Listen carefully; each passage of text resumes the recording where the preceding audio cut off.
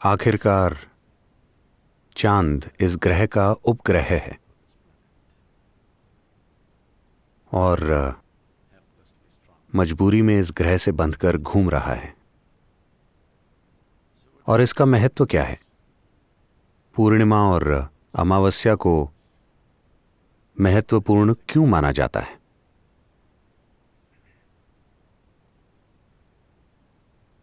शायद आप में से कई लोगों को पता होगा कि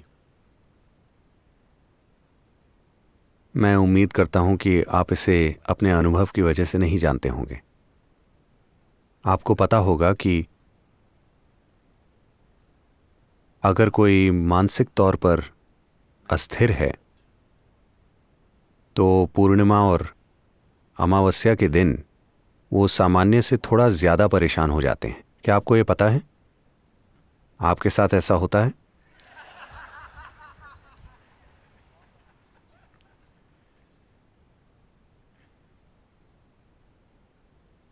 जी, आप बस मेरे साथ बैठिए, कैमरा की चिंता मत कीजिए।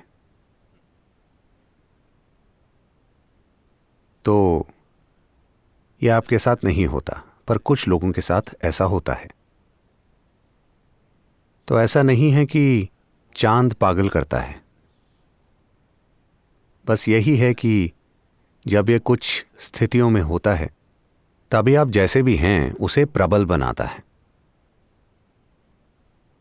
अगर आप प्रेममय हो तो और ज्यादा प्रेममय हो जाएंगे। अगर आप खुश हैं तो और ज्यादा खुश हो जाएंगे। अगर आप आनंदित हैं तो आप काफी ज्यादा आनंदित हो जाएंगे। अगर आप थोड़े से पागल हैं तो आप काफी ज्यादा पागल हो जाएंगे। अगर आप ध्यानमय हैं तो आप काफी ज्यादा ध्यानमय हो जाएंगे। It just enhances everything that you are. ये बस आपकी हर चीज को बढ़ा देता है। तो हम इन दिनों को महत्वपूर्ण मानते हैं ताकि आप जागरूक होकर अपने अंदर सही तरह के गुण पैदा करें ताकि वो गुण बढ़ जाएं। आज पूर्णिमा है। इस दिन लोग सुबह उठकर एक खास तरीके से रहते हैं। आप अपने अंदर एक खास गुण पैदा करें ताकि शाम तक वो गुण बढ़ जाए। तो आप में जो भी गुण हैं आप उन्हें जागरूक होकर बना सकते हैं, बजाय इसके कि आप अपने अंदर अचेतन रूप से होने वाले विस्फोटों के शिकार हो जाएं। तो चांद खुद आपको पागल या ध्यानमय नहीं बनाता।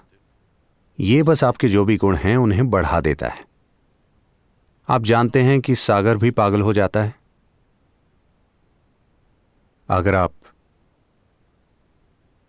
अगर आप समुद्र तट पर तैर रहे हैं तो यह आपके लिए पागलपन है। अगर आप एक बड़े जहाज के कप्तान हैं तो यह आपके लिए वरदान है। लेकिन कुछ होता है, पूरा समुद्र ऊपर उठने की कोशिश करता है। जब सागर ऊपर उठ रहा हो तो यह स्थिति आपके भी ऊंचा उठने में सहायक हो सकती है, अगर आप में इसका इस्तेमाल करने की इच्छा है। और इंसानी जीवन पर चांद का प्रभाव इससे कहीं ज्यादा है। खुद के साथ कुछ भी करना हो तो यह जानना मददगार होता है कि चांद किस अवस्था में है, क्योंकि यह सिस्टम में अलग अलग तरह के गुण और ऊर्जाएं पैदा करता है। अगर कोई जागरूक है तो उसका इस्तेमाल कर सकता है।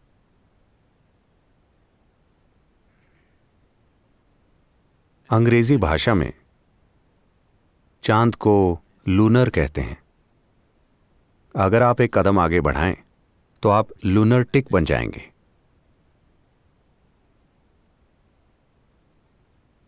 तो आमतौर पर चांद का असर अतार्किक माना जाता है।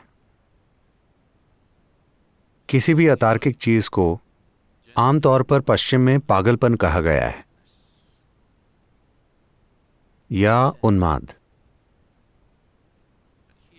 लेकिन यहां हमने हमेशा तर्क की सीमाएं देखी। तर्क जीवन के भौतिक पहलू को चलाने के लिए बहुत कारगर है। अगर आप व्यापार करना चाहते हैं, आप घर बनाना चाहते हैं, आप दुनिया में सभी चीजें करना चाहते हैं, तो आपको तार्किक होना होगा। इसे करने का और कोई तरीका नहीं है। हमारे साथ समस्या यह है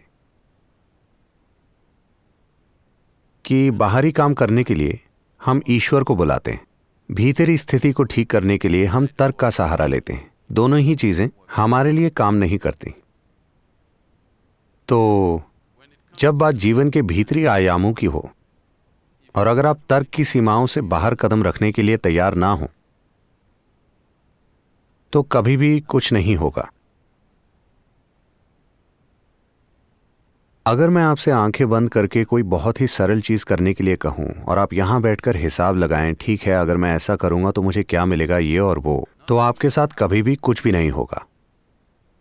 अगर आपको किसी भी सुंदर चीज का स्पर्श पाना है, अगर आपको ध्यान का स्पर्श पाना है, अगर आपको प्रेम का स्पर्श पाना है, अगर आपको आनंद का स्पर्श पाना है, तो आपको अतार्किक होना होगा। हर चीज तार्किक रूप से ठीक है, लेकिन आपका चेहरा लटका हुआ है क्योंकि आपकी हर चीज ठीक है। आप ठीक हैं, लेकिन जीवन इस तरह से काम नहीं करता। जब आप सुबह उठें, कल सुबह जब आप उठें, तो बिस्तर में लेटे हुए 100% तार्किक रूप से सोचें। अपने जीवन के सभी खूबसूरत पलों के बारे में मत सोचिए। किसी भी ऐसे अनुभव की ओर मत जाएं जो आपके लिए महत्वपूर्ण हो। आकाश में उड़ने वाले पंछियों के बारे में मत सोचिए। सूर्योदय, बगीचे के फूल, आपके बच्चे का चेहरा या जीवन का कोई प्रेम से भरा पल, ऐसी किसी चीज के बारे में मत सोचिए, बस तार्किक रूप से सोचिए। अब आपको वाकई बिस्तर से उठना है। यह कोई छोटा काम नहीं है।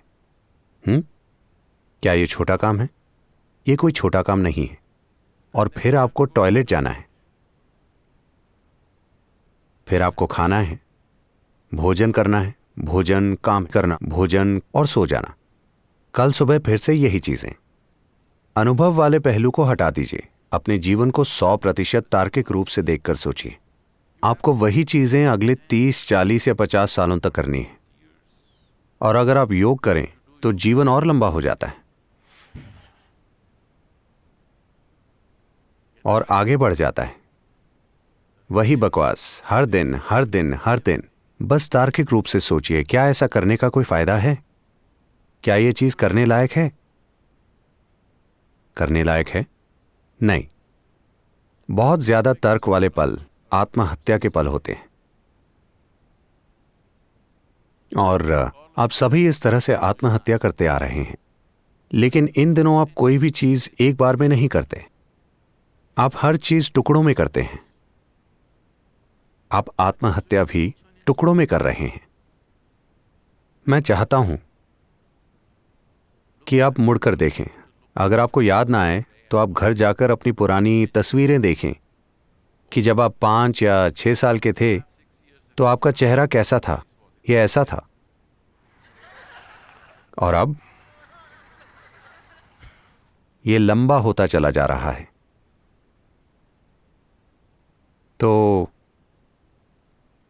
अगर आपको तर्क से बाहर आना हो तो जब तक आप ये काम एक खास तरीके से ना करें तो ये नासमझी लगती है, क्योंकि फिलहाल समझ के बारे में आपके विचार सिर्फ तर्क से जुड़े हैं, है ना? लेकिन कृपया देखिए कि आपके जीवन के सबसे सुंदर पल आपके साथ तब हुए जब आपने अपने तर्क को थोड़ा सा दूर रख दिया था। हां, अपने प्रेम प्रसंग को तार्किक रूप से परख कर देखिए। आपको लगेगा कि यह सबसे बेवकूफी भरी चीज है जो आपने की है। वाकई? हां या ना? हो सकता है यह आपके जीवन की सबसे सुंदर चीज हो, लेकिन तार्किक रूप से इस पर विचार करके देखिए, यह सबसे बेवकूफी भरा काम है जो आप कर सकते हैं। लेकिन यह शायद आपके जीवन का सबसे सुंदर अनुभव बन गया हो। तो जीवन का तार्किक आयाम और आपके अस्तित्व के अनुभव से जुड़ी संभावना एक दूसरे से ठीक उल्टे हैं। तो योग में हम आपको 2 पहलुओं के रूप में देखते हैं, सूर्य और चांद। आपने प्रतीक देखा है, आपने शब्द सुना है हठ, हठ योग। ह मतलब सूर्य, ठ मतलब चांद। तो ये 2 आयाम हैं। इसके कई प्रतीक हैं। आपने देखा होगा कि शिव को आधे पुरुष और आधी नारी के रूप में दर्शाया जाता है। ये सभी चीजें इसी ओर संकेत करती हैं कि आप में एक तार्किक आयाम है और एक आयाम उससे परे है। अगर आप दोनों की खोज नहीं करते तो आप अधूरे इंसान होंगे। या फिर आप आधे जीवन होंगे। तो जब हम आध्यात्मिक प्रक्रिया या योग वगैरह की बात करते हैं तो हम यही देख रहे होते हैं कि संपूर्ण जीवन प्रक्रिया कैसे बने, ना कि आधी जीवन प्रक्रिया। बस शरीर जीवित है इतना काफी नहीं है, आप में हर चीज प्रज्वलित होनी चाहिए। तभी आप देखेंगे कि चाहे कुछ हो रहा हो या ना हो रहा हो, यहां रहना सार्थक है। अगर आप यहां बैठें तो यहां बैठना सार्थक है।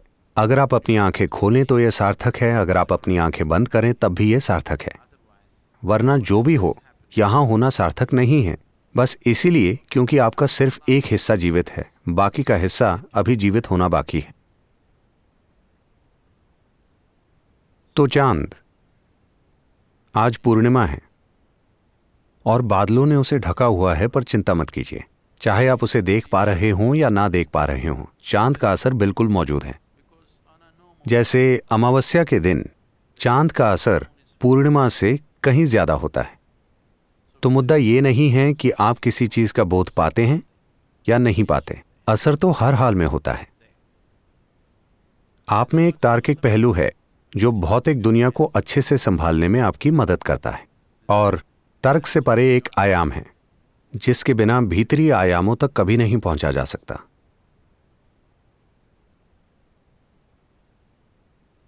चांद उस तर्क से परे के आयाम का प्रतीक है।